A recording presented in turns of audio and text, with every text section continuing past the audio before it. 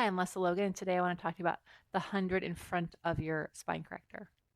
Welcome to OnlinePilatesClasses.com, the most supportive Pilates-loving community across the globe. Enjoy new weekly classes from our amazing teachers. Download the OnlinePilatesClasses.com app today. So I like to do the 100 in front of the spine corrector as, again, another way to kind of create a C-shaper of my own, but also to help us find our 100 scroll. It's going to be much different than the other 100. So if you're looking at this from the barrels deck of flashcards of all the different barrels from OnlinePilatesClasses.com, you might be wondering, like, why are there 200s in here? Could there be more, and how do these get chosen? So yes, there is another one that is not in the deck, and I'll explain that when I get to the ab series. But the ones I chose are just so you can actually have like different levels that are a bit more of a teaching tool. So this particular one is not as often used, but I have found it to be really, really helpful if A, you don't have a C shaper, and B, you're struggling with curling your head and chest up and being in your neck.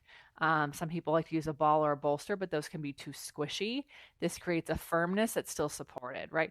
Now, what you'll want to do is make sure that your spine corrector can't slide around.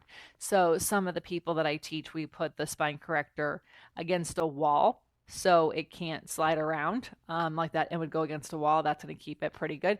One of those sticky pads should do it. And you want to get into position. Now, what touches the barrel is going to be different from everybody.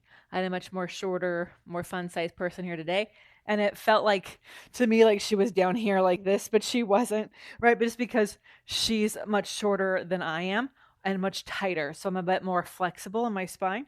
So I'm going to be here. You're going to find yourself in a position where your pelvis can be flat on the mat. You don't want it to arch. And then I'm not going to let my head just like rest back here, but I'm not going to jut the chin forward. I'm going to pull my ribs into the mat, and then I'm going to bring my knees into the chest. Then I take the legs out, and I pump my arms for the 100 here. You inhale for 5, you exhale for 5. Now, if I start to like pop off into a teaser, I've lost my heart pulling back, my low ribs pulling back, my upper abs pulling in, right? So there's got to be opposition. The legs can't be reaching so much. The chest goes with it. The chest has to reach back. So we're not like resting here.